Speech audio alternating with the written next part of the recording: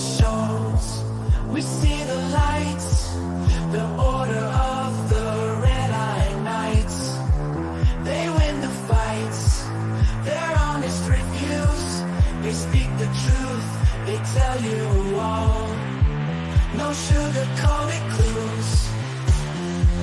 The movies play, the stories unfold.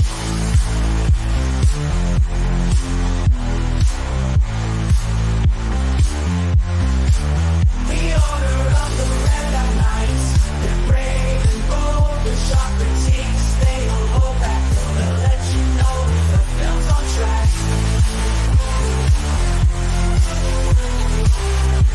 The order of the red-eyed knights, they're on the tune. They keep the shows and movies for you. We don't need to believe.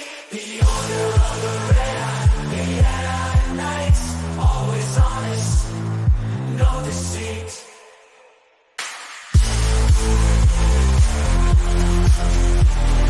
Go back.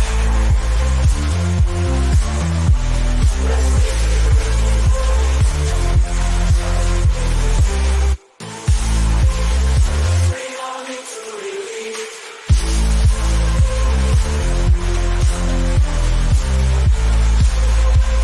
The order of the red-eyed knights, always honest, no deceit. Go back.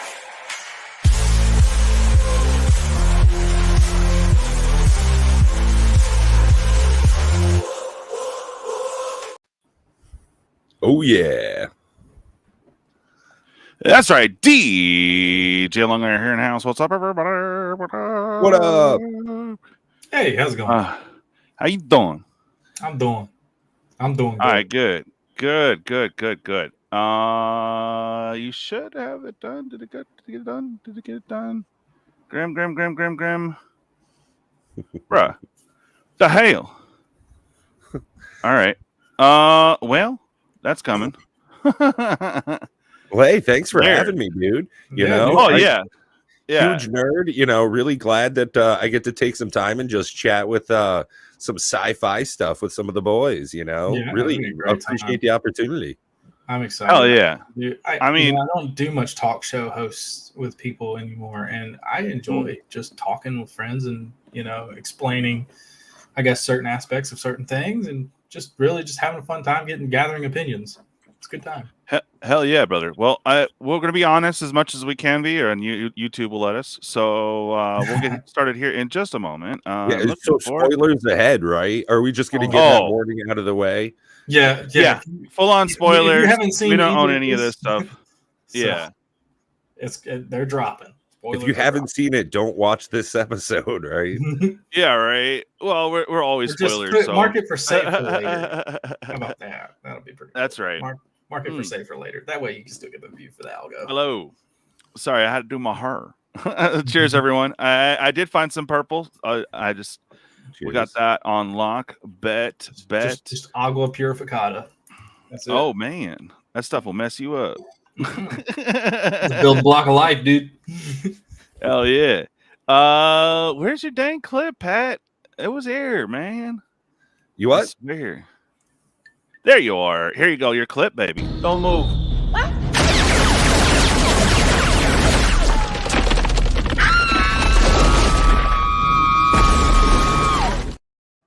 Man, Welcome to the Fifth show, Element, proper. one of my favorite movies. It's the Oh, right yeah. amount of like campy, but like serious at the same time. Nice. I love The Fifth Element. Yes, sir. It's such a good movie. Oh yeah. And I did get yours done. Hopefully Disney won't come after me. I had to I don't think so. I trim it don't think pretty there's fat. any, but any music in there. there is. Oh, But there is. Damn. here we go. Graham's clip, Text. baby. Brand new. You're mad. Thank goodness for that, because if I wasn't, this would probably never work.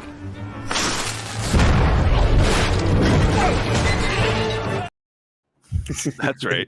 I am quite Yeah. crazy. Yes, sir. Yes, sir. All right, let's say hi to some people in chat. Naughtybot is awake, so the regular command should work. We got Ace here. What's up, brother? man? Cosmic Seeds, how you doing? Tom Mitchell And what do you mean no? No, because that was Chris Tucker screaming. He didn't want to get Oh shot. yeah, okay, fair. I mean, what do you mean Yeah. no? Much like Chris Tucker, I also don't want to get shot, which is why I moved out of Connecticut. Oh, fire. Hey, yeah, fire shot. And you avoid it. Good job. Okay, so I really don't have anything set up like picture wise. So I'm just gonna go to IMDb and hope that we don't get struck. I just had it up too. Where are you, bruh? Fair use. Come on. If the Angry Joe Show has taught me anything, it's fair use policy. Come on, baby. you could put that up and they still get you, bro. Disney's horrible for that. Oh, Really? absolutely. Yeah. Well, Here we go. If it does, something happens, I'll get another one. Get something non-Disney. It's just All Jack right. Sparrow is my favorite hero. So Fallout, it was an Getting there.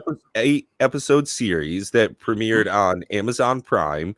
So it was the only location you could see it. Wasn't in theaters or any other streaming service. So they definitely had the money. Amazon's a near infinite supply of wealth. So the production value right off the bat, they were firing on all cylinders. And because they had a single outlet, they didn't really have to curtail much for marketing. So I think they really moved some of that budget over into the production and the casting of it. Oh yeah, like they have one of my favorite actors in this show. Walton Goggins is just a legend. He is in everything he plays. He plays the best supporting actor in anything he plays. He even did so good in the movie, what was it, Predators, as the prisoner.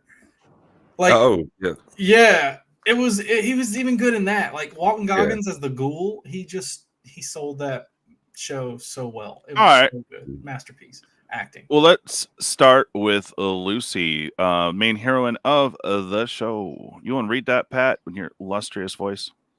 Could you zoom in a hair for me? Actually, we're good. I got a zoom thing on my side. So played by Ella Parnell, our main character, Lucy. Lucy has grown up and spent her entire life in Vault 33. Prior to her father being kidnapped, she has never left the confines of the vault, and though she is highly educated, upbeat, and uncannily direct with an all-American can-do spirit, there is a level of naivete that follows her to the surface and is visibly apparent to anyone who encounters her in the wasteland. That said, there is an intensity in her eyes that says she might do just a tiny bit dangerous. Yup. And she did a really good job throughout the whole series. Like, there wasn't a bunch of, everyone played their part. They had diversity in there, but not for diversity's sake. They plugged and play a little bit, but like they didn't downgrade the males. The females were great. The males are great. I was really surprised by this whole thing. So this is Lucy. We see her a lot. Let's see if we get to the next person. Yep, there we go. Maximus, you got this one. All right. Grim. Aaron Moten Maximus. A member of the Brotherhood of Steel, Maximus grew up in a cruel and inhospitable post-apocalyptic America with no family or community of his own. He's the ideal candidate for radicalization by a militialist religious order. Jesus, the words in this paragraph. His tough life experiences have left Maximus convinced that he is fundamentally weak, so he seeks power as a means to shield himself against the violence of the world and his own insecurity. A conflicted character within a chaotic post-apocalyptic world, Maximus represents the moral ambiguity that can exist in times of war and resistance. So, yeah.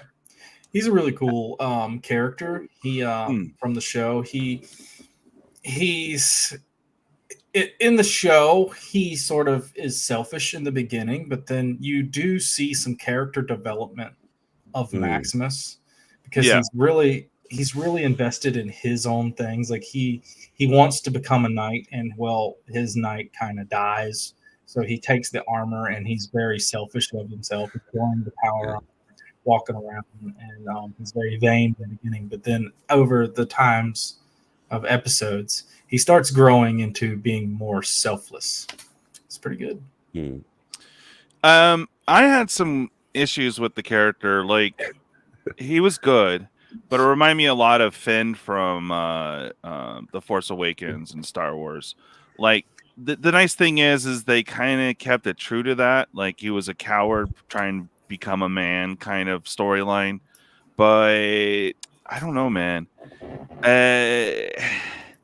Could have been done a little bit better. Pat, you could probably break that down better than I can. Yeah, so I gotta say, there were a lot of different angles to this character. A lot like it says, he definitely represented moral ambiguity as we ventured out into the wasteland. And we see a lot of his backstory, where he came from. He was near one of the fallout shelters, and a lot of the people had vacated and set up a small town near Shady Sands.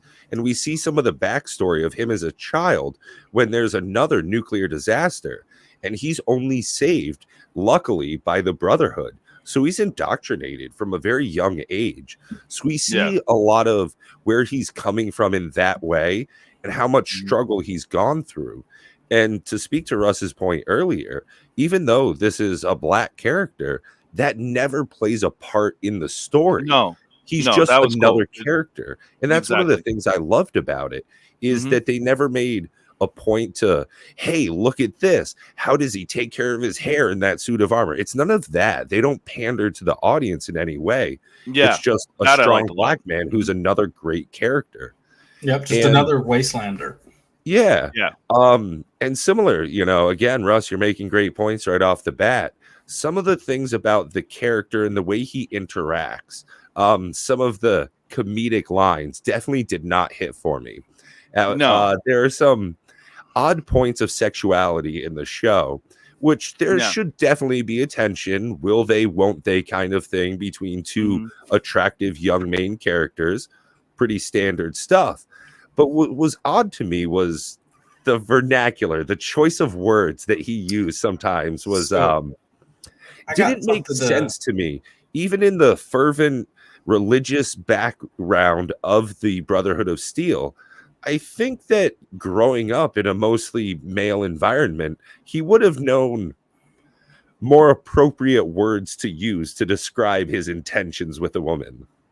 So I guess to spin off of what you said about his like awkward conversations with other people outside, you got to think of this. He was, you got to put it in this perspective.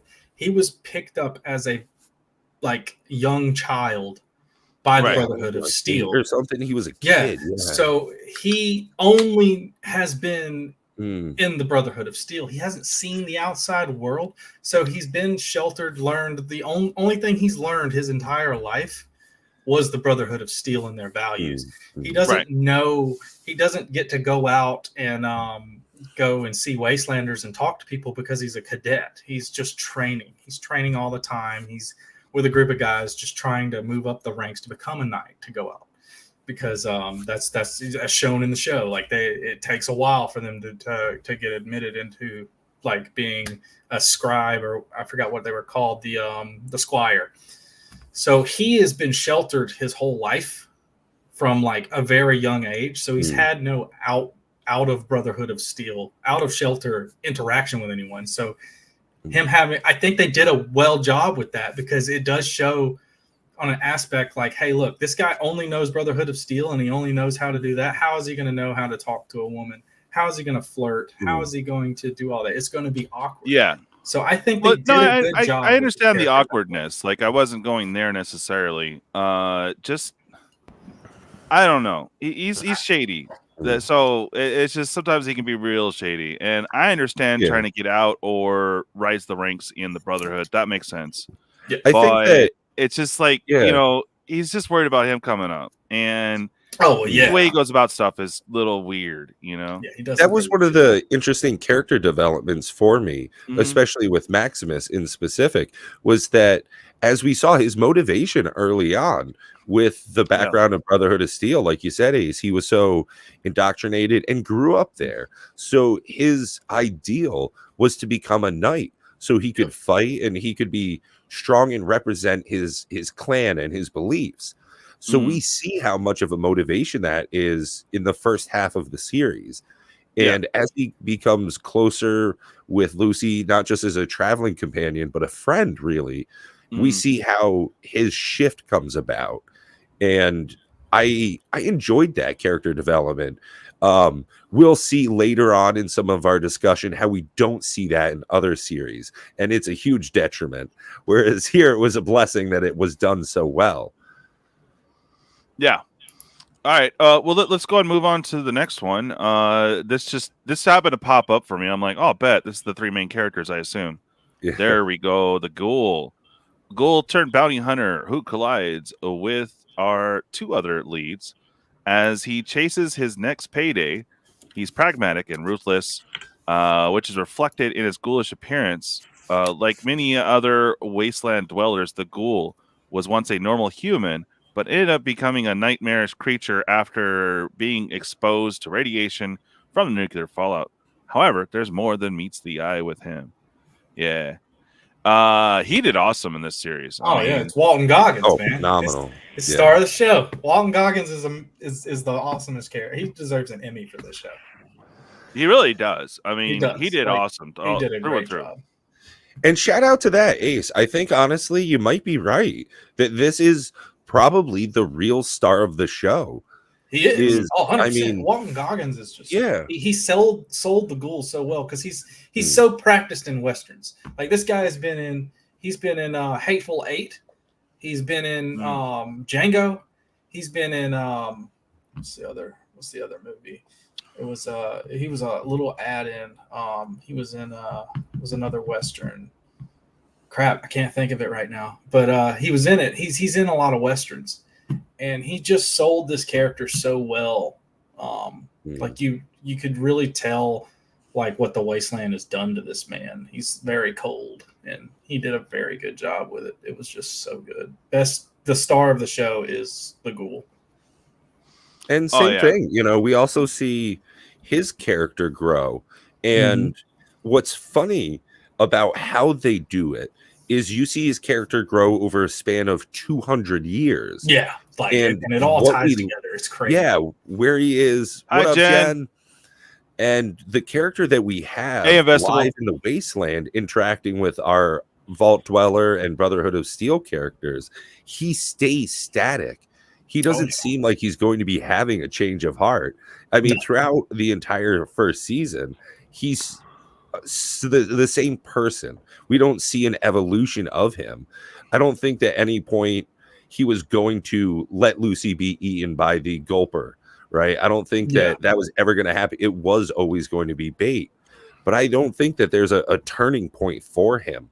I think that turning point already happened, when the bombs dropped, when he was betrayed by his wife, which, oh boy, man, I can't wait for season 2 in 2034. Oh my gosh. The last scene of season 2 was insane. Because New Vegas. Oh boy. Oh yeah. Hey, what's up, Juggalokev? How you doing, buddy?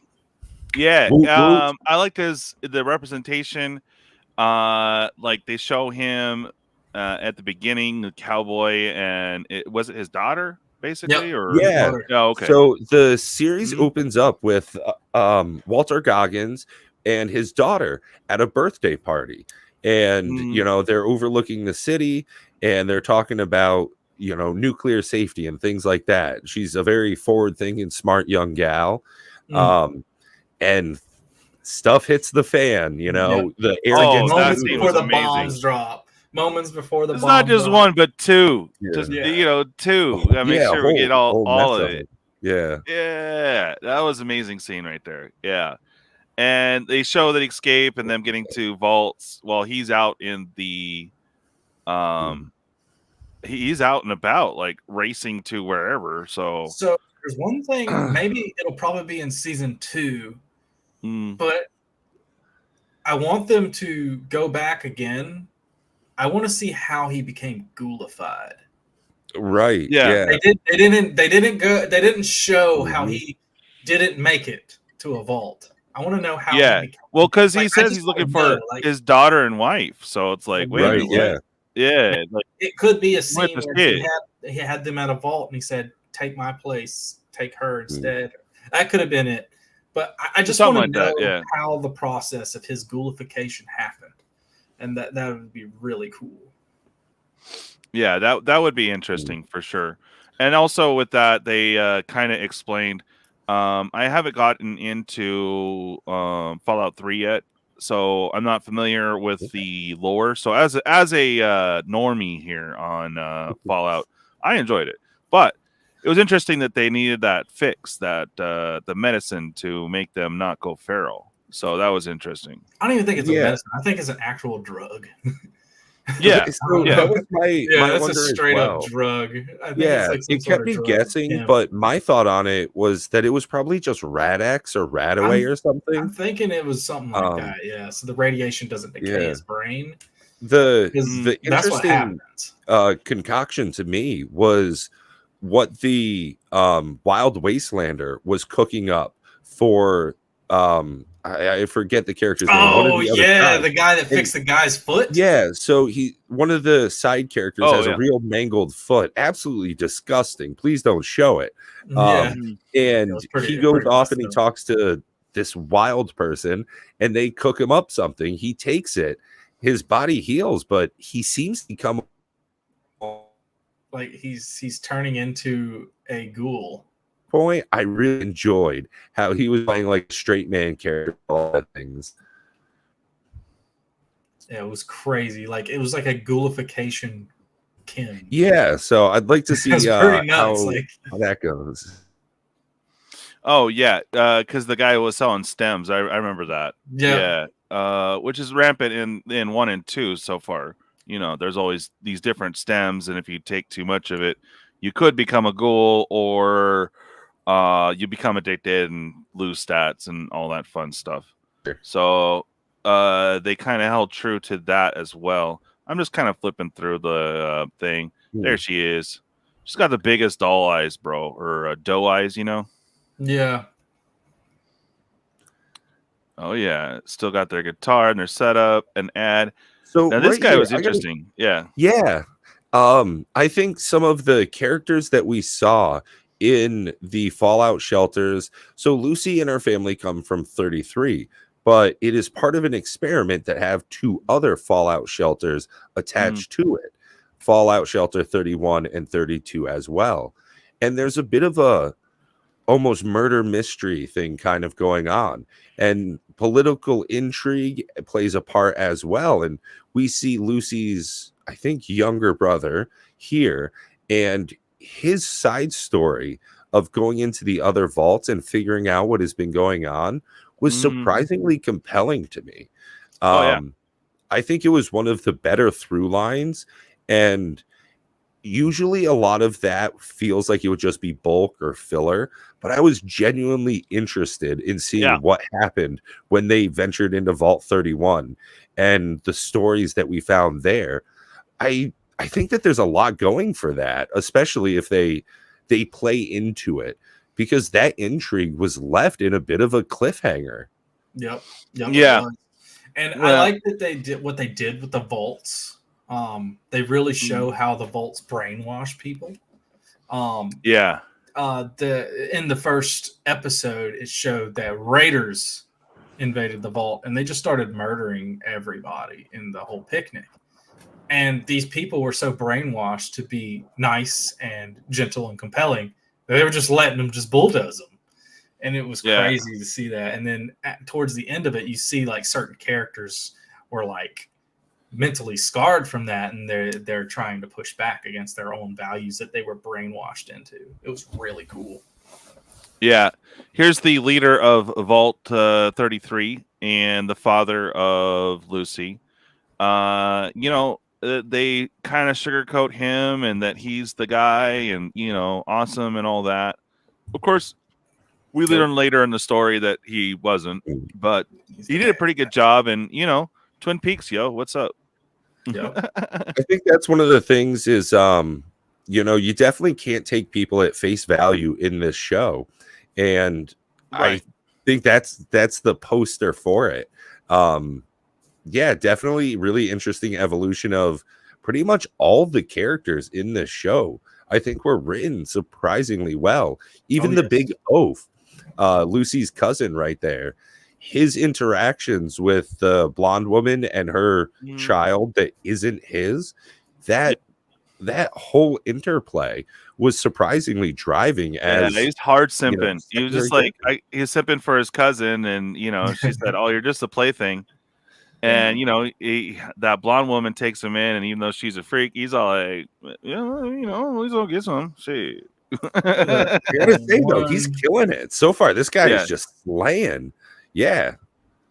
And I also like the small brother. His size is weird. I don't know if he's actually that short or whatnot. But, maybe he's just shot like a hobbit. Yeah, kind of. But it's interesting because there's an option in the game where you really have small stature or whatever. I forget what it's called. You know what it is, Graham. Like it's under. I forgot the name. I think it's a perk in your special book that you would use. So that was interesting you point that out, DJ. That was one of the things I was, as a Fallout player, as I was watching the show, it felt like some of the characters were almost player created characters that were min-maxed. Like we see one of the side characters here, Lucy's cousin, the big oaf here on the right. Strength 10, intelligence 2. So I think that we see some of that sometimes with the other characters as well. Like Lucy's perception, surprisingly low. She gets duped over and over. And I think that some of her like agility and charisma sometimes make up for that. And I think that there's that can be said with the younger brother as well. The littler guy, he was min-max too, because usually he's definitely got that hacking skill.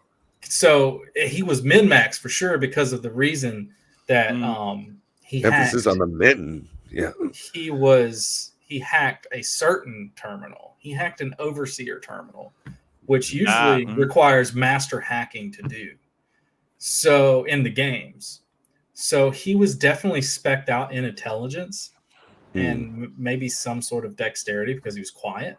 So he was a dex. I was going to say a stealth build. Yeah, he was a stealth intelligence build. So this guy, the kid was very smart because you have to be very smart to hack an overseer terminal because you got to get hacking at like 5 or something. It's insane. So it was pretty cool to see that. And this one was a nice little nod to anti-bureaucracy. After the father got kidnapped by the raiders, they killed a bunch of peeps, and they took over. These three formed a council and were kind of trying to run things, and they were super light and fluffy. And most people kind of looked to the younger son as he wasn't like. Yeah, he's kind of a negative Nancy, but he's realist, and they need a realist at this point, not this light and fluffy bureaucracy, So it was very interesting. We also get into that subplot too of why only people from Vault 31 become the overseer. So that's also the underlying story there. So the girl in the middle, or woman, whatever you want to say, she was from Vault 31. So they actually had a vote to see who was it, and they always vote for the person coming from Vault 31, which we find out about later.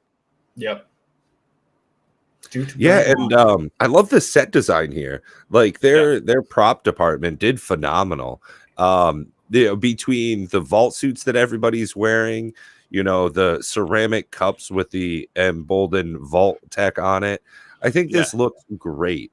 As someone who's played far too many hours of the Fallout series, down to like the tacked board behind them with all the little poster notes on it. Yeah, I think that they did really well with the design of the show. It looks phenomenal.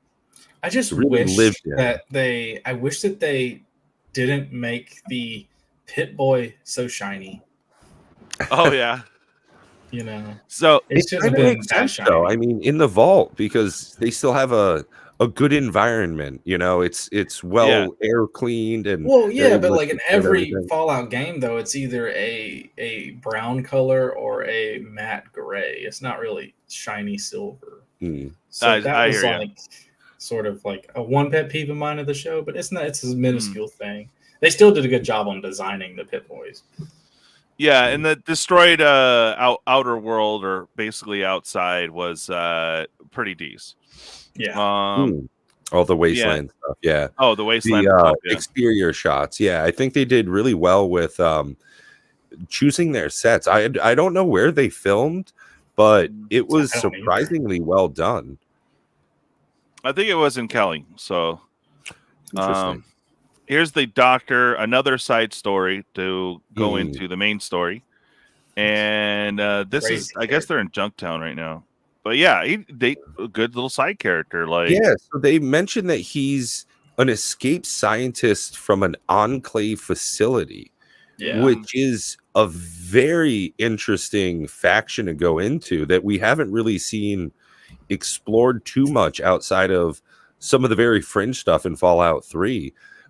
There's not much to be talked about in the later lore of the Fallout series when it comes to the Enclave. So seeing this guy as a character and some of the game pieces that he holds, how they play out later on in the series, it's very interesting. Yeah. I like how they keep the after playing Fallout 2, you will understand this, DJ. But I'm just started. I was clearing out rats. That's where I'm at.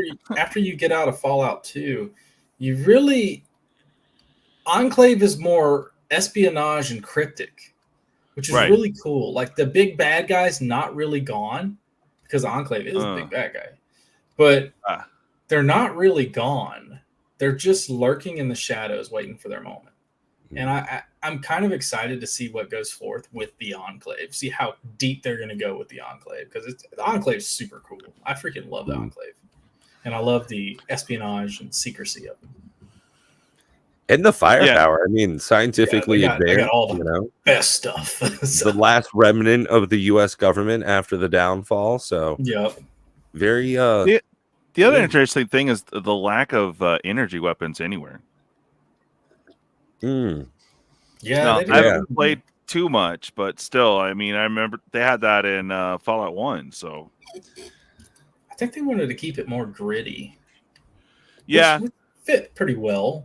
I mean, it's still pseudo believable. I mean, the floating robots. They might just be saving it for season 2 faction or something later on. I wish they brought in one faction to the show. They didn't, which would have been super cool. Speaking Children of Adam, super mutants, man. I'm ready to see some super mutants. Oh, super mutants and the church behind him. I forget what it was called. Yeah, super mutants. I want to see super mutants get involved in season 2. That would be so cool.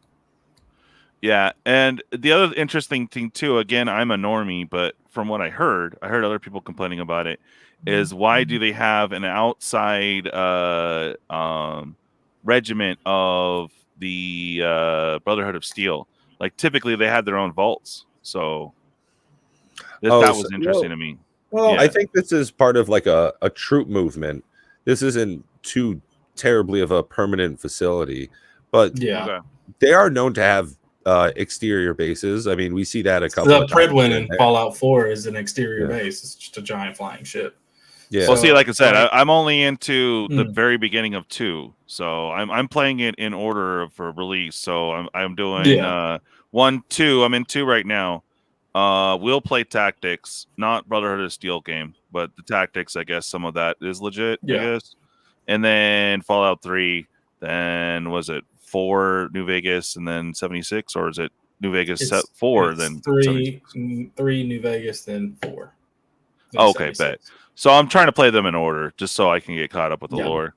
You're gonna once you hit Fallout 3 and actually hit the FPS Fallout, you're gonna be you're done, bro. Oh, I'm stoked. I can't wait. Dude, I'm like I got to suffer through 2 in spoons in your inventory for no reason, but you need them. So really, oh man, Yeah. So hey, normally you learn something. So I guess outside bases, I just haven't got there in the games yet. But it was interesting to me because I thought they had all vaults, but No, this actually looks like a shot from New Vegas, honestly, like the Mariposa base, like just a big outdoor base. Yeah. Yeah, like the boomers. okay. This looks like concept art. I don't even think this was actually in the show. Like this scene was portrayed, but the lighting and stuff looks off. Yeah, I mean, because I know they were doing like the brand and stuff during this time. Look how big her eyes are, man. She got big old eyes. Such doe eyes. Finding All right. Dory. Yeah. I love the screen that they have on her Pip-Boy. It's just what you would see if you pulled up your Pip-Boy in one of the more recent games. Status. Yeah. Yeah. Yeah. Yeah, and she lost her eye in the fight, but she was a cool character. She grew insanely throughout the whole series. She was very after she lost her husband, she sort of changed. Oh yeah, when she got really the fork in her eye and the baby, the father of her child died in front of her. Yeah, I gotta say that she was like, she hardened up a little. And everyone in the vault was like, forget these raiders that killed like half the community. And she was like, no, let them burn. Oh hell no! Oh hell no! Yeah, I love how for the death of all of them she is. Yeah. And definitely, watch the series. Phenomenally fun. Oh yeah, and how they deal with the raiders, just so sleight of handedly, just problems dealt with. Yeah, they lock them up in a cafeteria. You're like, okay, yeah, I think I would handle that differently. Just feeding them good food all the time, unradiated food. Yeah. Yeah, no, and here we go. We got some knights. Now, this was really interesting. It was always made out that the Brotherhood of Steel was very ideological, that it was almost like a religious organization. But I think this was probably the most extreme of that we've ever seen. Yeah. We've got someone walking around with a smoking lantern, adorned as if he were a priest, which from time to time we do see elders and high positioned leaders that have a different dress, but this was really surprising to me. I like what they did with it, don't get me wrong. It was just a bold foray into new lore. Yeah, it was definitely painting them guys to really look like more of a extremist faction. Like they wanted them to be more extremist. Like it's their way or we'll blow you up type deal. And it was pretty cool that they showed different variants. Because if you look, there's different variants of power armor on all these suits. Like there's I think up top that's a T-51 helmet. And then they got T-60 helmets on the other side too. So like there's different leg pieces and everything. Like it's all completely like redone and remodeled. So it shows like there's different like variations of these knights that fit their fighting combat style. Nice. And there's he's in his power armor. Yeah. The scratch across it. Yeah. And I like how it's on his chest plate, that's the Brotherhood of Steel's like coat of arms, right? And you see how it's scratched out, and I think that's kind of his exile from the Brotherhood of Steel is represented right there on his chest. Is that he's now an exile, he's an outcast, he's stolen that armor, he is at this point practically a kill on sight. And that's beautiful. I like how they did that little bit of storytelling with just an unspoken art piece. Yep. Yeah. Really cool. And here's him doing commercials. This is the guy that becomes so suave. Yeah. Yeah. There's Lucy seeing the messed up family scene. That was great. Yep. That one was crazy. And back to that picture for some reason. That's her bonding with dad, making stuff. Oh, family time. Yeah. Yeah. I mean, that is his daughter. no matter Yeah. how we look at his character's story, I think that is still something. I think he cared about those kids while he was there. Mhm. Ulterior motive set aside. Yep. Yeah. There he is, looking badass. Yeah, all the Power Armor boys. I love the shuttle here. Like, what the Yeah, I hell? love the Yeah. makeshift Yeah.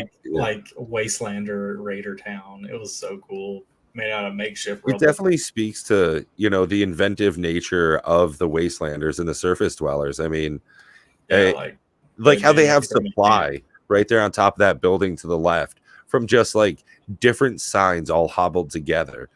And Yeah. you see trees and stuff growing everywhere across these like container walls that they built as barricade to the world outside. And Yeah. I think they did phenomenal with this. Really pleased with it. And these big vistas, these wide shots, they portrayed really well. And I'm glad that we had one of the Nolan brothers to, shepherd us into this story. There's the ghoul. Dark, mysterious, brooding. Yeah. Yeah. There's I like the these Brotherhood ships. ship. And it's not the Pridwin, it's the Castellian, I think. Oh, okay. Yeah, but I mean, they took that straight from Fallout 4, though. Oh, Like, absolutely. that is I think there was a 100% shot where a Pridwin reference from Fallout 4 because the Brotherhood of Steel is in Fallout 4 in a giant airship, which is really cool. This is a very good. I like this scene because iconic. This is iconic, right? The first step out of your underground home for your entire life, you get blasted in the face by the rays of sunlight. They did a really well job with that. It was really And again, to some of the prop design, her adorable little backpack, which you can get in Fallout 76, and the purified water in that like steel canteen.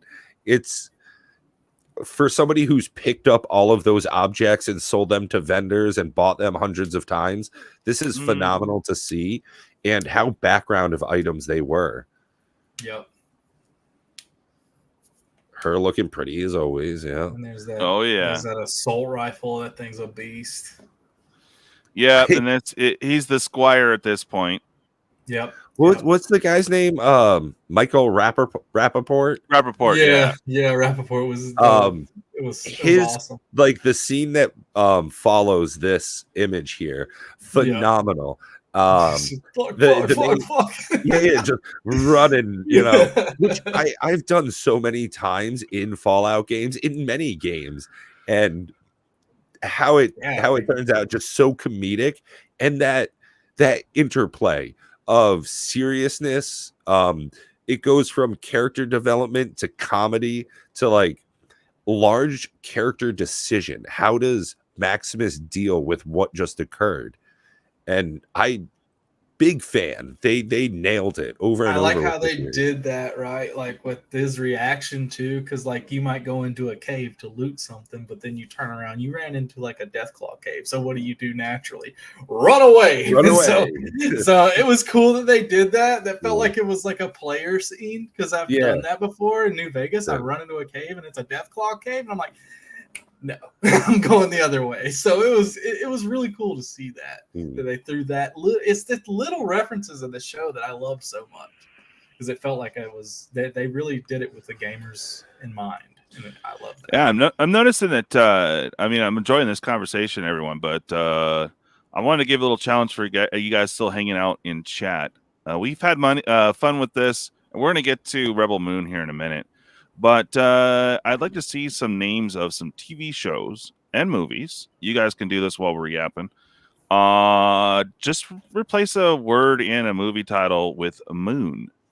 You can be as nice or as crude as you want with it. Make sense? No comment? Oh, I get you. I thought you were waiting for their comments. I'm waiting. We're waiting. Yeah. No. There you go. Oh yeah. That's a little screenshot there. The what was that? Like a trank gun? Yeah, her trank gun. I love how innocent she was coming out thinking that was the way to deal with things. Yeah. Moonblood. Some behind the scenes stuff. Who's that guy?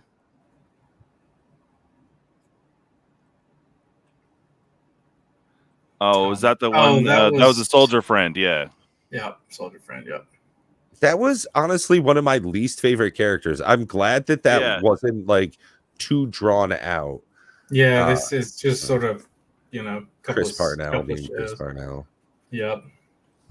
Of course, you got to have the director of Bethesda. Oh yeah.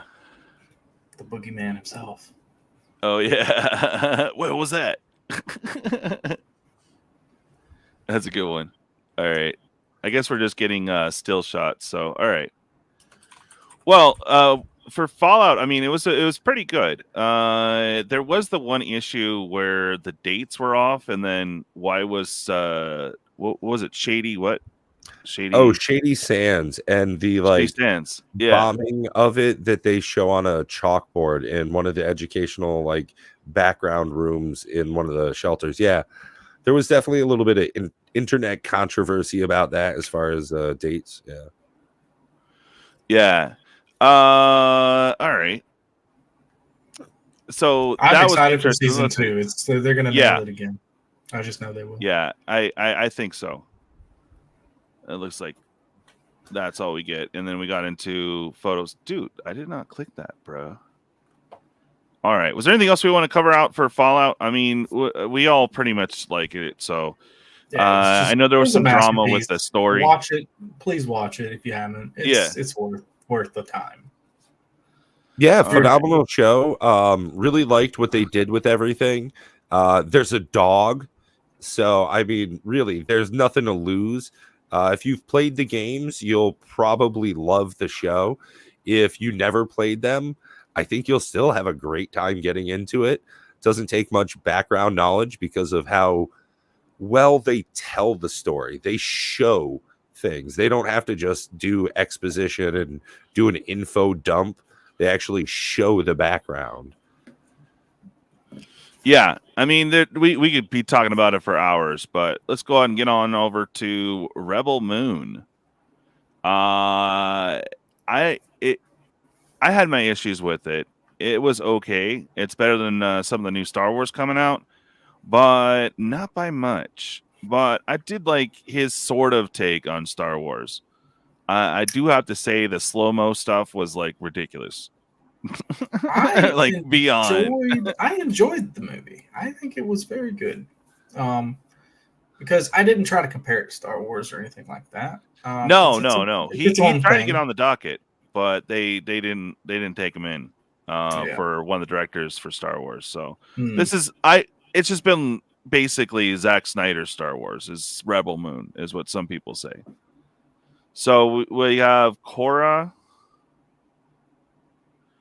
She was ex-military for what were they calling the Imperium or something? What was it?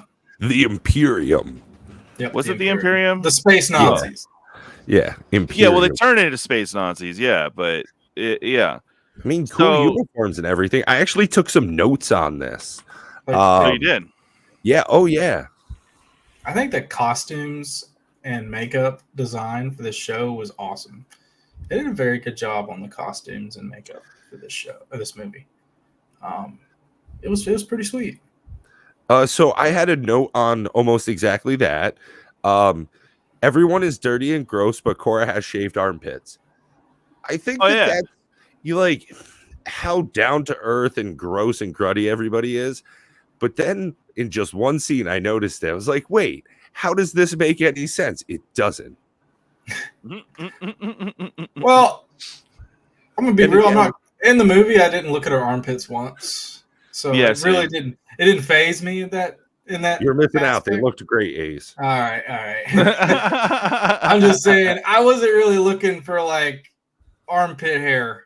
I was just watching, what the story was about and all that stuff. To be honest, right. Out of the two, this one was my favorite. The first one was my favorite out of the two. Interesting.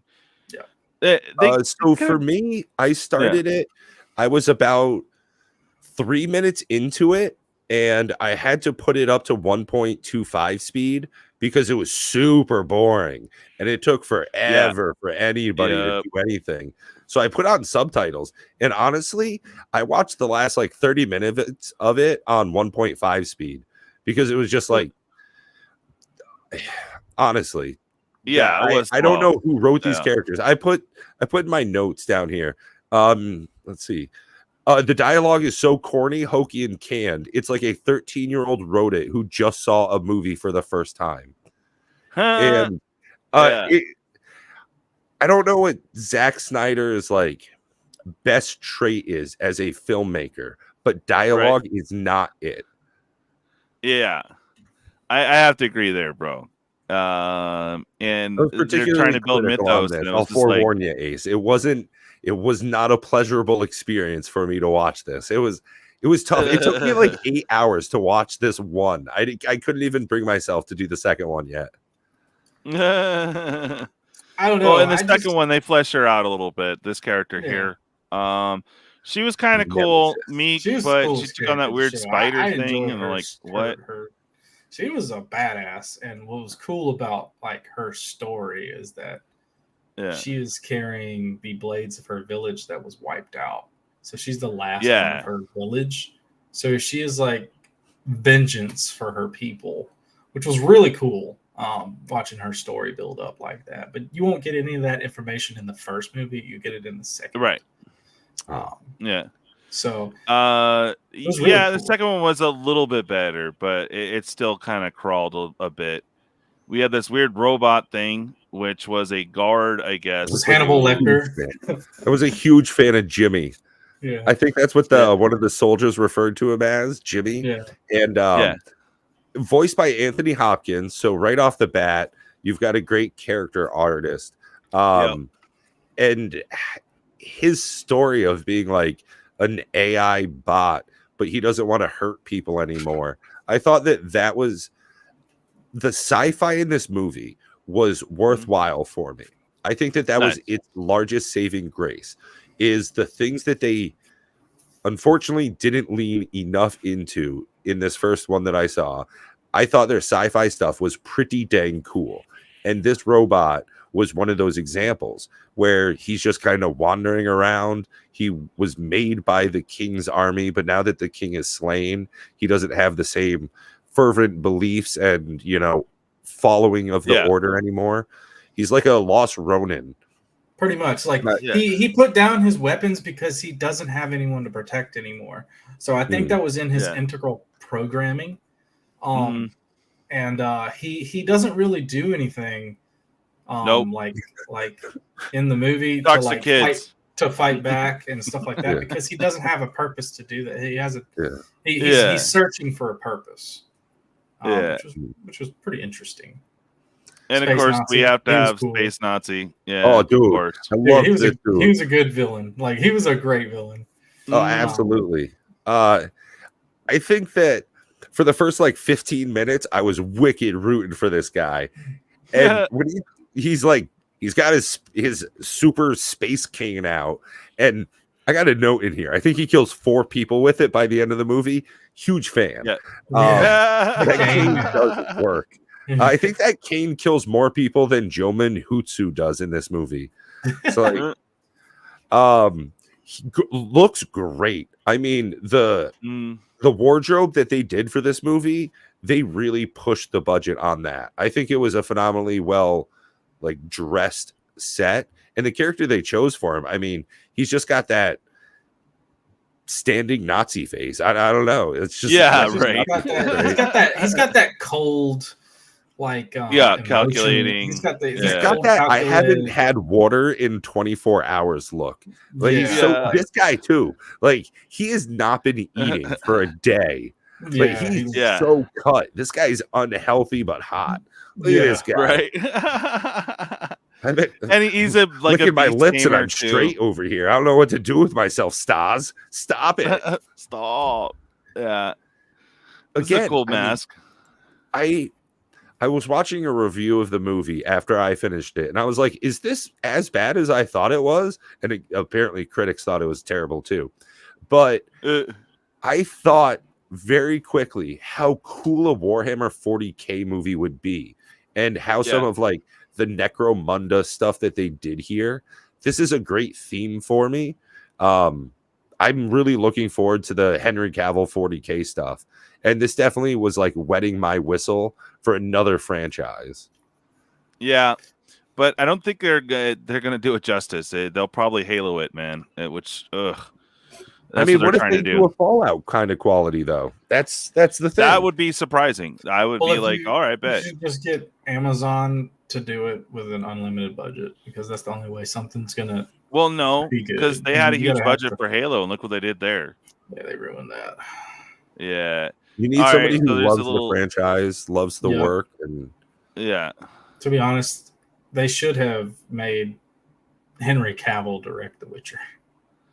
Oh yeah, and have it actually It would have been. It would have been. Yeah, it would have been an amazing better. show. It would have been so. Yeah, good. because he actually cares. So yeah. It's nowadays The Witcher is what is it? Yennefer and Friends. Yeah, I that's tried what I to call get it. Season 2, man. I call it Yennefer and Friends. It's more Yennefer. You have like on screen time, you have like triple Yennefer and like an eighth of actual Geralt in it. And I'm like, isn't this called The Witcher? Like, it's just terrible. I couldn't watch anymore of it. It was rough. But going back to this, they chose a really good character for this guy though. He was one of my favorite shows is Sons of Anarchy. And that's where he's from. I couldn't place him. He's Jax from Sons of Anarchy. Jax. And he did such a good job. I mean, his accent was a little bad, but I did not know what they were going for there. It was pretty rough. But better than what I can do though. I liked his character because he does seem he stuck with it to the end. He was a snake. Yeah. And he did a good job on his character. I mean, he was killed off, but he was still a very good character. And I do like this actor a lot. He was more charismatic than, or more, I don't know, acting than the others, to be honest. Well, yeah, he stole pretty much every scene he was in. Honestly, I think that he was. He was probably the character I wanted to see on screen more often out of like everybody except for like Space Nazi here. Yeah, like villain, if it was just them two as like main characters with the wicked hot lady just standing in the background the whole time, would have been awesome. But like Qore, I disliked almost every delivery she had. My first note is she's a bitch from step one. Like she was just so Gunnar comes out to her in the field. She's smelling a handful of fresh cow shit, and he says, "Hey, Den was asking about you." She's like, "Why?" And he goes, "I just thought I'd tell you." She's like, "Why?" Because he was asking where the fuck you were. Like the big dude talked to this scrawny guy and was like, "Where's the hottie at?" Get off his ass! God dang it, Qore. Yeah, right. I know. And this guy, like, is a wuss. He's not really military background. And he's just a towards farmer. the end, he does do things to, better his trying art. to claw his way out of the friend zone, like one kill at a time. That was the real story, is him getting out of the friend zone. He's like, I can do this. I can do as it. long as we stop beating hot guys. Yeah, he was worried about Jax for a minute. Yeah, he's like, whoa, this guy just tamed Harry Potter's Griffin. I am not getting this. This ain't working out. Yeah. All right, and we have the failed General Titus. Yeah, because after they slain the king, they were, being space Nazis. So there you go. Okay, I feel like I missed a scene right after this occurred. Like she meets Titus, right? Yeah. And then all of a sudden they're somewhere else. The whole team is assembled. He has no beard, and they're like all of a sudden freedom fighters. It was I I had to go back and make sure I didn't like actually walk away and not see something. There was like an edit that didn't make it to the final cut. Yeah. And there's the team, the hero pose. Just like it goes from that. Like that was exactly what happened. It went from them talking, and then boom, all of a sudden, wait, holy shit, the Avengers are here. Yeah. Yeah, he's all fully shaved and everything. More boredom and plot. She's already got it's a black buckbeak. Like this is great. I loved that character. He was my favorite character. This fucking Griffin was my beast favorite tamer. character. And it was a whole scene that wasn't even needed. Like, okay, I guess to show that he's not cruel or something. So what I did like about this movie, and it's what I like about movies that are in this genre. It's one of my favorite fascinations is interplanetary travel. Yeah. You got to see a lot of cool, creative planets and environments in this movie. Yeah. It was really cool. You got to see like really cool like cityscapes and waste and absolutely. Land, there was like landscaping. some industrial planets. Like the they did some planet. cool stuff with that. Like I love interplanetary travel. That's why I like Guardians of the Galaxy. That's why I like Star Wars. I like all that shit, right? Like I love when people just warp to a different planet and then see how that civilization lives and thrives. It's just really cool. Yeah. Like that's what I liked about this movie. And the second movie really didn't have that for me. So I was like, there's no cool planets, man. So that's one thing that sort of killed it for me in the second movie. But this movie sold me with it.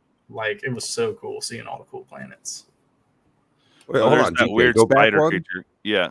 Hey, this just looks like it should be Assassin's Creed Black Flag. Like this guy just looks like he should be that main character. You know what I mean? That should be like a live action film starring this guy. I think they tried to do Assassin's Creed and it didn't go too well.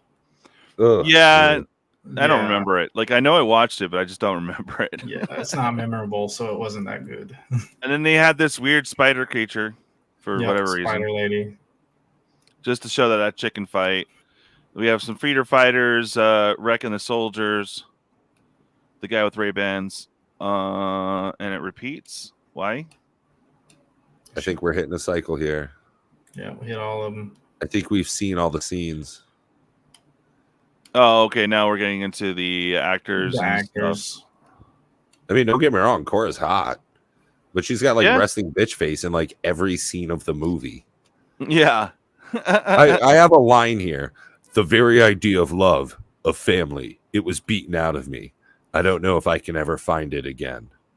Wow. Dude, honestly, like, come on. Like, it's a little bit on the nose there. But I do have some positive things. Okay, right? The bad guys look dope, though. The main bad guy is a bad guy. Too easy to hate. But I also don't hate him that much. The sci-fi scenes are pretty cool. The creatures and aliens look good. And the battle scenes are dope. Yeah.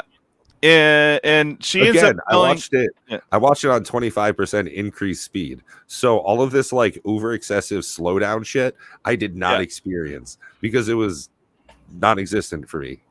Wait, you got to see the slow-mo speeds and 1.5 more speed. So was it normal speed then? Yeah, like all of them talking was at normal speed. And then like it just was a regularly paced movie at that point. Right. All right. So she ends up killing the super space Nazi, but he ends up coming back due to with technology. His own cane. She like kicks his ass with his own cane. It's at four kills and 1 assist. That cane did a lot of work. Savage, bro. I'm surprised it's not listed in top cast because it was way more impressive than Ray Fisher was in this fucking movie.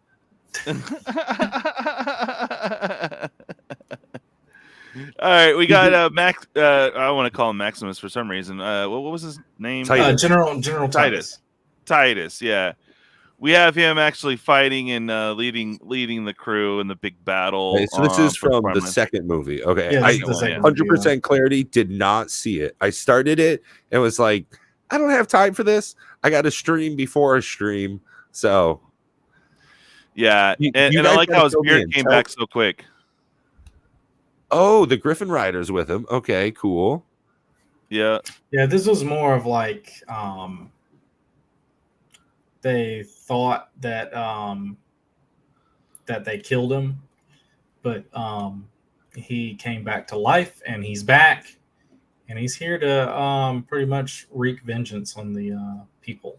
So it was more of like a defense strategy from the beginning of the movie, of building up a defense strategy against these guys with all these tanks and ships and stuff in a Yeah. little farm village. So he's an angrier space Nazi. Yeah, he's furious. Yeah. So what was odd to me about the end of the first movie was they hooked him up to like some machines and sent him to like another universe to talk with some dude with a magic cane and some giant fish under the ice. Well, what was going on with that? It was more of like a telecommunication, I think. It was, I guess, their way of contacting the big boss of the Imperium. He wanted to brief him on the situation, I guess, of his failure and all that stuff, I think. So, because they have like some sort of data or some sort of technology that allows you to do that. yeah. And it's pretty crazy. Here's the king, queen, and the daughter, which she thought that she killed. And it goes into that, and then basically the Caesar-like execution from. Oh, look, it's the cane, one of the main characters right there. Oh, was that the same cane? I think so. No. No, Was it's it? a different game. Different Game. Is it? Yeah, Oh, dude. his That was cane just has like the a bone gold-plated like hammer on it, man. The thing's savage. This has got as much cane in it as a Johnny Depp movie. Wink, wink.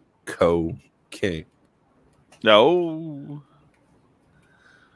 But All this right. Those movie, big this eyes. movie did a little bit of story writing, I guess. It did Mhm. explain some backstories of certain characters. Yeah, we got her backstory there. We got her backstory. We got Cora's backstory a little bit because she sort of kept that on the ropes from the beginning of the first movie. She wouldn't tell nobody. You wouldn't get any information on these characters. This movie really did, I guess, their version of a lore dump on the characters to like get another idea of like where they come from and what's going on with them here in this situation. So it was pretty cool. Like we needed some answers for certain things. It was cool to get that information in the second movie. The nice thing is that he kind of bothered with the story. Usually they don't, you know. They kind of went into a little bit of story writing, which was good. I'm glad to see that they're trying. But it was slow. I don't know if you could hang. The second movie didn't really do it for me too much. It was all right. It was good. Like the action scenes were cool, and but there was just no. They were just fighting in a farm. Yep. And that was it. I wanted to see some more planets, man. Like that's what's cool about this whole like universe, right? They got tons of planets and stuff. I want to see some more planets, but I never got to see that. So like it's kind of it's all right. Yeah, it felt like if they leaned into the sci-fi stuff more. Yeah. The first movie had hints of it, and I was hoping that they'd carried more of that through, but and they don't. And the planet that they were protecting is the most technological disadvantaged planet in the system.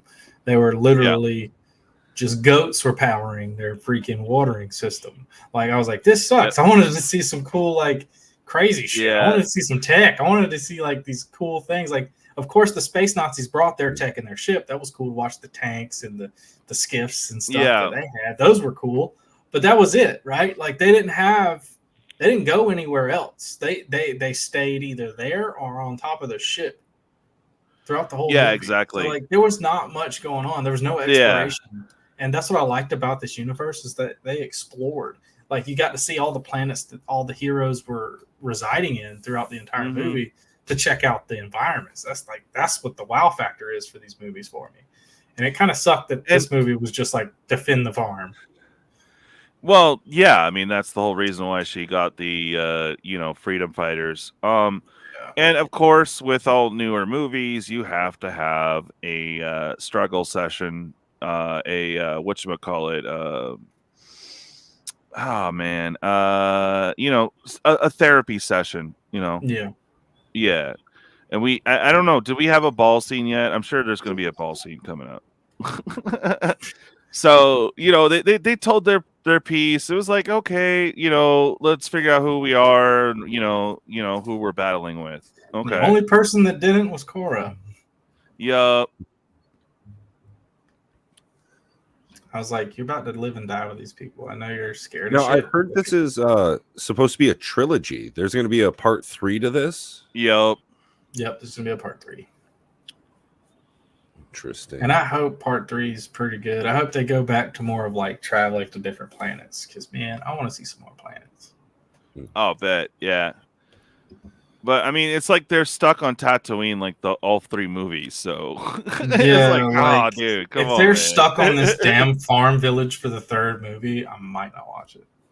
It was just so boring. Like I was just like, this planet's boring. There's nothing really wow factor about it. Like the planet where they went and got the assassin spider lady, that was a cool planet. That one was cool as hell. It was like really dark and grim, and it was cool. Like that was a neat one.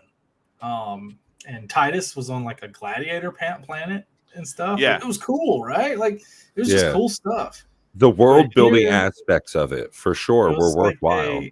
This planet that they were on was like a Walmart brand Shire.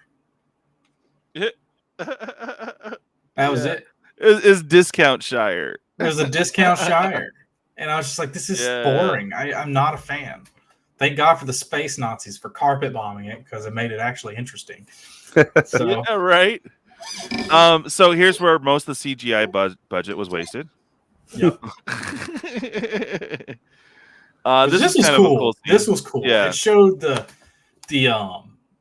grid of the ship, which was cool. Like it showed. It was the whole like Obi-Wan kind of thing. Yeah, it had like the ley lines and stuff. It was cool. I liked that, and it was really dark too. Like it really does show that these aren't good guys. It's like really dark and grim. Like that doesn't look like some place where it's like tranquility and peace. That looks like fear and dominance. Yeah, it looks like a bad place to be. Yeah, it looks like hell. Yeah. So it's really cool. I was gonna say it also reminds me of the Empire ships because they don't like handrails for some reason. And this scene with the tank, dude, is so dumb. Like you have all this technology and you're like shooting like a regular tank. What, dude? Yeah. Great day barbecue. Sounds finally good. eating that male elk they got in the and first. she dies. Like, one of the coolest characters dies in this movie, which was her. Yeah. And she had a really cool story. Like they actually did a good job with her story. They actually told a story of this character, and it was really good. And I liked that character a lot, and they killed her off. I was like, that's crazy. Yo. Look at her. She's looking so smug. She finally actually like almost cracks a smile there. Almost. Yeah. And this is the backstory to one of the other guys. Told the Budget Tarzan story. Yeah. That he was the Budget Tarzan. Yeah. Yep, that he was like a prince of a world, but these space Nazis blew up his world, so he's on the run. Yeah. This kid tries to save her, but she croaks. Yeah. But it was cool. That little kid came out and shanked a fool. I was like, damn, fool. Yeah, man. He liked her. Yeah. She was cool. Yeah. And here they are overlooking Farmville. Yeah. It's so boring. This was the most boring planet they could have ever. Yeah, man, why was it so boring? Like, it could have been so good. Yeah. But it's just grass and plows.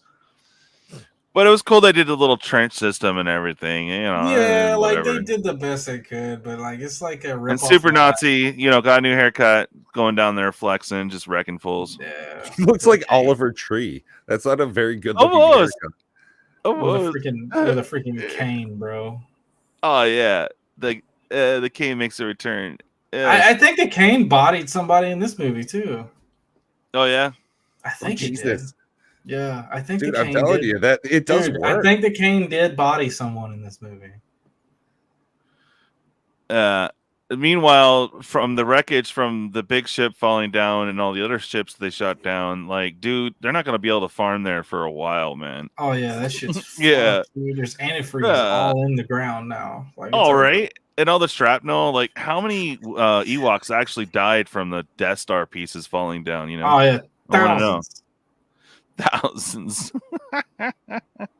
There's the ship that they had hidden. I guess that was the ship from the first movie where they came down. They had the soldiers they took out. Yeah. And this eye thing is interesting. This was his army. This was Titus's army. That was he was either voted to blow up like a city or lose his men, and he voted to lose his men, I think. Yeah, they blew up the city and killed his men. So yeah, they blew up the city and killed his men. So like he double lost. So that's what it gave his backstory of why he was so emo. So yeah, why he was an emo drunkard? Yeah, yeah. And then that's her. The assassin lady. Those are like her villages. Yeah, those are like her village's sacred blades, and she like lost her arms, so she welded them to her arms.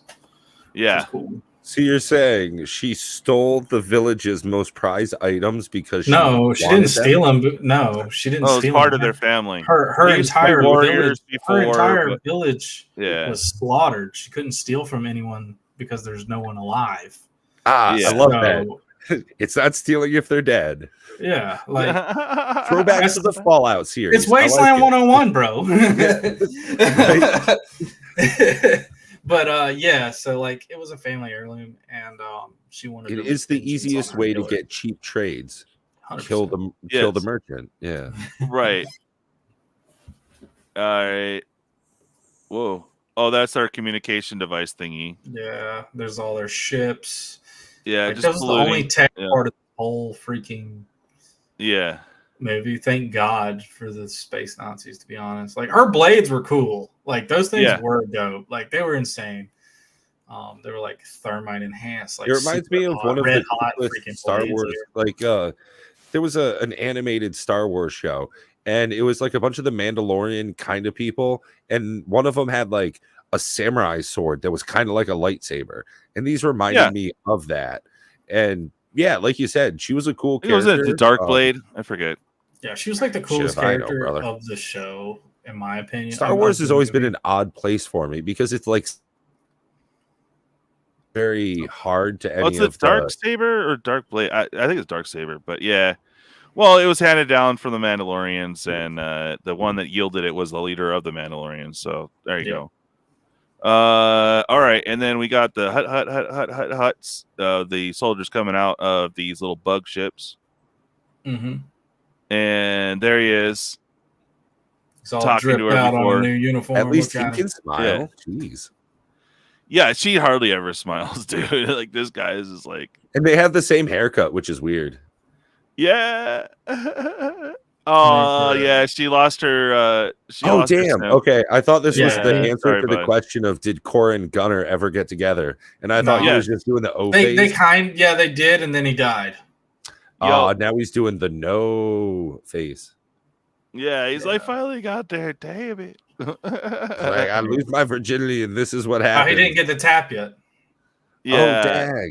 No, I think he did actually. He did. He got the tap. Yeah. He got a single punch hole in his V card. And then that's right. But, so this is funny too, because obviously here comes the cavalry part, and like they had ships this whole time. They hardly did any strafing runs. They hardly did anything. They dropped off some troops, but they weren't doing nothing, dude. They could have just like totally taken out a few buildings or whatever, but nope. So this comes in, the cavalry, to take care of the remaining ships in the air. And it was like, oh, yay, freaking late. Anyway. See, the reason why the ships didn't blow up. Mm-hmm. Oh, the grain. Yeah. The grain. They put the resource that they want around. It was a smart tactic. Like, I did like that tactic, right? Like, they can't blow up the village and atomize it until it's a last resort because they want the grain still. For their troops, for the way back. So, realistically, a giant intergalactic, imperium of man would just have like entire fucking fertile planets that do nothing but farm food for the hundreds of other planets that have like specialized purposes. Like you'll have a machine planet that does nothing but manufacture stuff. Like all it does is have like a spaceport that imports food from many other agricultural planets. Like it's interesting that they they didn't lean into the sci-fi. They just stood against it, Yeah, it gave us sort of like a Last Samurai vibe, and it kind of, Yeah. this wasn't. This movie wasn't my cup of tea for the aspect of it was kind of boring. Oh, dude. I just don't like the planet that they had. I hate that planet. Like, it was the worst planet. It just wasn't interesting. It was just grass. Inhospitable Dust Bowl. So I was just like, the first movie was cool because, like I said, all cool different sci-fi in it, right? This one didn't. Yeah. It was just a ground war. Yeah, and they really, dude, the guns on the big ship were ridiculous. Like, why is this like World War I/World War II technology in this big ship? Like, what are you doing? I guess they were trying to do like, I guess they were trying to do it like a steampunk aspect.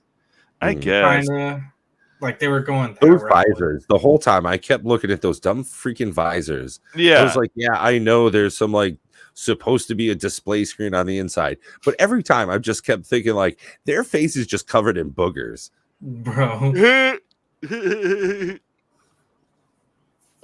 Yeah. So, are you guys looking forward to part 3? I might suffer through it only because there's nothing on. Swear to God, if they have this planet in part 3, I'm gonna lose it. I will lose. Yeah. Yeah, like, let's leave the Shire, please. Let's not go back. Yeah. We've done our thing. They're liberated. Cool. Everybody's happy. Let's get on a fucking ship and go see some planets, right? That would be cool. He stamped his V card that night, dude. He did. Oh, yeah. I mean, look at that. Yeah, look at that. He's on victory. Yeah, dude. Awesome. There's her blades. Those blades are so cool. Like, I like how they designed them. Yeah. They weren't really necessarily lightsaber-esque with her blades, which I really liked. It was more like a hot knife pulled out of a forge. Yeah, that's what made it look cool. It wasn't supposed to be. It wasn't going to be a lightsaber. It was just a really hot freaking knife that you pulled out of a forge because it only had like the tempered edge that was glowing red hot. It was really cool. Like, I like the design of her weapons because you can't really compare it to a lightsaber because it really wasn't. It's more like a blade pulled out of a hot forge, which was really dope. Does the robot do anything cool? At the end, yeah. He does, yeah. He finds out that the princess is alive, and then he has a purpose to fight. Yeah. Yep. He takes down like a whole tank in like 2 seconds. Everyone's favorite part, just because she's smiling. Did something. Okay, so she has no emotion. Still no emotion. Okay. I know what it takes to do her thing now. I get it. Oh yeah, this gun was dumb, dude. Like, seriously, they're cranking it. Yeah. This from Dead Space 2? Jesus. Well, no, Dead Space 2 actually had a working operation to shoot the gun. It wasn't like you have to hand crank it over, dude. I still can't get over it. Is that awesome? I like this. Oh yeah, all that sci-fi tech. Oh, that's him seeing his soldiers getting killed. Yeah, murdered. Yeah. I think this guy had the most haircuts out of all of them. It looks like that's leftover armor from another like series. Like, that just looks like it's from Lord of the Rings armor. Right. It was just in the back lot. We'll just throw this on. Yeah. I'd take a set. I would take a set. Okay, hold on. Go back one. That guy's got mocap dots all over him. So this was cool. This was like a backstory of like a supporting actress, which it was kind of all right. She didn't really. I don't think it was needed to put a backstory for her. She wasn't really important in the first movie, but it showed that she was like a mining slave. Well, he's trying to catch up to Star Wars because, you know, like a background character had a whole arc, you know, out of nowhere. Like, some of the backstory stuff wasn't needed, but some was, and some characters. Who cares? Like, you know.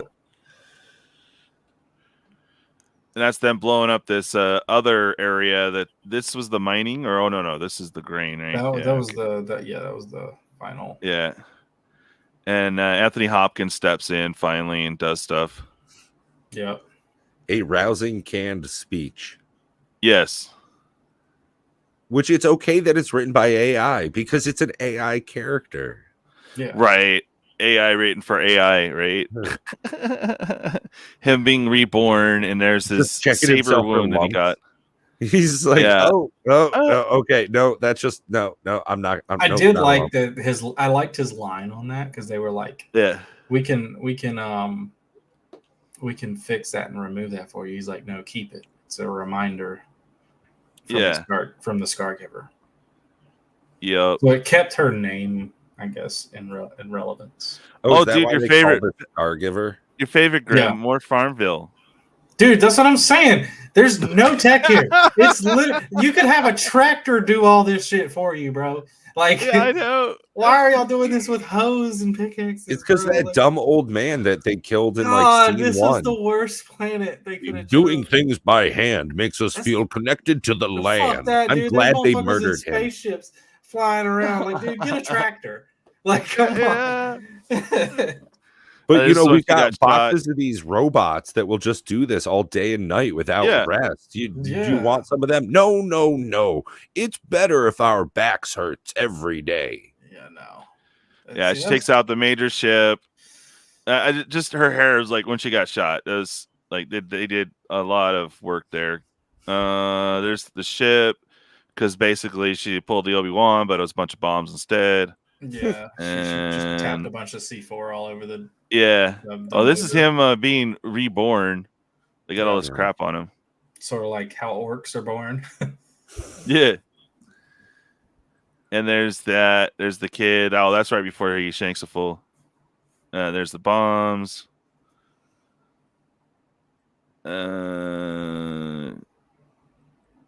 Like this character here too is like they emasculated him or whatever. Yeah. But he was a soldier, and then like he was good, then he was bad and weak, and then strong, then weak, and I was like, okay. Same with him. There's the setup. Yep. The only cool part about this whole scene is Yeah. the ships. Mm-hmm. Oh yeah, her stuff got cut in half. That's You broke my prop. Yeah. Oh yeah, there's when he's starting to like really get into action mode. Like he really jacks that tank. Oh, you can see the red dots on his face. Yeah, Now dude, angry. he's seeing red, bro. Like he was pretty badass towards the end. Like he's like, dude, bro, we could have used you for like the first you 30 could have saved minutes of so this many fight. freaking Like, lives. dude, so many a-hole. people wouldn't die right now. Like, holy crap. Yeah. Like, Yeah, it's kinda exactly. So far, all the best characters are not humans. yeah. Pretty much. Between the cane and the robot. Yeah. Dude, this There's guy the- needs to be in the movie though. This That was some my- of the my worst Jim, yeah. fake beard hair I've seen in a movie in a long time. Yeah, Shit was pretty fake. hilarious. This was the Caesar moment where he kills. Yeah. Yeah. Yeah. The Caesar That's moment, and this guy with his weird beard. Yeah. There's there all he me trying to goes. do He's stuff. just popping off, dude, getting the kill count up. Yo. I got 2 guns. Yeah, and I love it. They had these guys with guns and all that, and this And you guy's got just out Space there Tarzan with a hatchet. Yeah, with hatchets and stuff. Just like you getting It's so wrecked, easy to son. just shoot that guy. I Like, feel as though that guy should have more Zero scars armor. and, like, yeah, burns. no armor. You could just shoot him and it's over. Like, Yeah, it's just funny because he's just all like, "Oh, I'm important. I'm a prince. Like, yeah, I should I have like plot be in armor. hiding." You can't kill me. Yeah, so he It's just sorta goes out like there the same- practically naked, just it's sorta like, it's sorta with like a the same stapler. instance, right? Of like, if it's sort of like the same instance in Star Wars. Like, what if they gave stormtroopers contacts? Right? You know, Right. like the Jedi would be wiped out immediately. Everybody would be wiped out immediately. Like it'd just be quick because like they could actually shoot. Yeah, I think there was a Yeah. robot chicken sketch about that where like an update came out and all of the stormtroopers' visors got calibrated correctly and they could just shoot perfectly now. Yeah, It was and they like, just decimated Jedi are everybody. dead. Yeah. Yeah. Well, this is funny too GG. because like this is the area where for some reason they wanted a World War II effect. I mean, it is technology there, but it just doesn't look like, dude, you had this awesome ship. More of them. Oh, there we go. Was this the? Oh wow, is this the Last Supper? Last Is that Supper? what's going on right there? Wow. Is she Jesus? Is that what this I is? get. Supposed to be? Wow. Yeah. The Right. What? That's a little bit presumptuous Yeah. of you. A little bit. I don't think they thought that scene out too much, or maybe they did. Yeah, it looks like we're getting into marketing media. Yeah. So that was probably just a It's dumb in thing for Russian. them to do. Oh, it made him look cool. Like, I like that. If you go back to the two more. Go back another one? one more. No, one more. I like how they falsify the space aspect and sci-fi aspect of this movie in this picture. Like, you got spaceships and you got like a Saturn planet, but in reality, go back 3. 1, 2, 3. Oh, that's what it is. Fighting in grass. Yeah. Oh man. So I was just like, this is crazy. Like, I did not like this movie as much as the first one, just because it's like barely any sci-fi, man. Oh, they gave her a good one. Barely any. Yeah, that was cool. I didn't really see him pick up. Well, I guess he did pick up the gun. He picked up a gun when he was approaching the tank. I mean, that would be a cooler movie is we follow the robot and he's just like upgrading himself from every bandit outpost that he clears. That'd be an interesting game. Right? Oh, there you go, guys. Hey, let's do a vote here. Starting from left to right, Fallout. What do you guys think? Would you recommend Fallout and would you rewatch it? 100%. Yeah, I'm almost tempted to rewatch it. Yeah. It's just so same good. thing for me. Huge fan. I would definitely give both a recommend and a rewatch. I've already rewatched like one of my favorite scenes of Fallout. I watch it on YouTube from time to time. It's the one where the ghoul is sitting there, and it's like I think it's the last episode, and he talks about he's like, y'all feel big and tall in that power armor, don't you? Oh yeah, I used to wear one of those back in the day. It's got a weakness under the chest plate. Bam! Takes the night out just like that. I'm like, that's cold. That is so slick and cold. I was like, that is awesome. Because it's like it shows vulnerability to like these dudes in like super behemoth armor, and it just look like that, he's dead. They're like, what? And it's crazy. How about Rebel Moon Part 1, Child of Fire? I'll watch. He's told I'm not really. I can watch that one again. I don't mind it. I wish if they do the third one a little bit like the first one, but a little bit more like if they try to like gather an army to go defeat this guy, and they have to go visit multiple planets to do so. I'll watch it 100%. But if it's that freaking planet anymore, I'm gonna lose my mind, man. Yeah, it sounds like we need to get you some farming games. Check out Farming Simulator. Let me stream Farm Simulator for 2 hours. That'll be a good time. FS22 is super fun. It's on Game Pass. I'll be more technologically advanced, even though they're so far in the future. I'll at least be doing it on a tractor. Oh, yeah, for fuck's sake, Minecraft is more advanced than these people. Using pistons and redstone is better than what those farmers got. Yeah, dude, they were using sickles and hoes, bro. I'm like, come on, bro. Like, you got spaceships. For me, my rating on that one is a would not recommend, would not rewatch. I barely got through it as it was. Yeah. I have to agree with you, man. It was like it was a rough trying to get through that, bro. It really was. So, there were some cool scenes. So I mean, I'm not going to say it was the worst movie I've ever checked out. I've had worse homework for sure. I think the worst movie I've ever watched was Adam Sandler's Spaceman.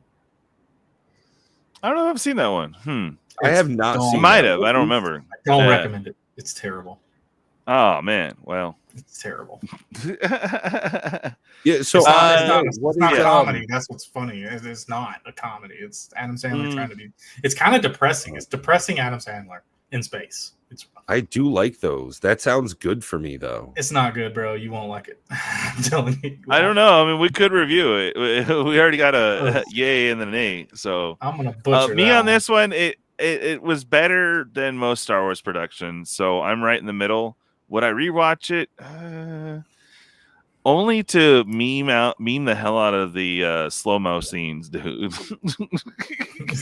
you didn't have to suffer through it, Pat, but it was like this girl jumping for like an hour, all slow-mo, and they did it a couple times in 2, like way worse, bro. It was just like they're like, It was. like, I mean, since everything was you could have shot him like 20 faster, times if you're going this slow. Yeah. What? I'm sorry. Since everything was 25% faster, the parts that were slow were slower. For normal time for you. Sure, yeah. It was just like regular speed instead of like kind of quicker. Yeah. Yeah, you're like, oh, that's kind of weird. All right. But if you watch this slow-mo, you're like, okay. She's getting around the corner. It's like she's not shooting or doing anything. Like, why are you slow-moing this? What are you doing? Yeah, the scene of her talking to the old man in the first movie, like right off the bat, I was like, no, something's the pacing's wrong here. Yeah. And I watched it with my dad, and he had the same problem. It's just like, dude, this is not that exciting. I'm like, I kind of agree with you, but hopefully we'll get to something soon. So what are more we watching Farmville for, and number 2 next week? Are we doing this again? If so, what's on the docket? We'll see how it goes. I'm not sure on the next one, but I will definitely be in touch with you guys probably in a week or 2. Sounds good, man. Yeah, well, it'll give us some time to pick our next ones. If you guys are watching this later, if there's anything that you guys want us to review, we're trying this format out. It's brand new. I know I wanted to show some videos, but they're on the copyright train right now. So I would have got wrecked if I played anything, I swear. So yeah, we were flashing pictures, but hopefully you guys got a good little taste of both shows through our eyes. And for part 2, I'd have to say, Pat, I don't know, man. It picked up a little bit. Pass. Yeah, but it was Farmville for the whole thing, dude. They were on the farm prepping and doing stuff. So it's like a Little House on the Prairie. Yeah, pretty much. But if you guys liked it, cool. Let us know what your thoughts and opinions are in the comments later. If you guys do watch this later, thank you very much for doing so. We're gonna go and wrap up and get into this danger meeting. So you guys stay safe or don't, but stay awesome.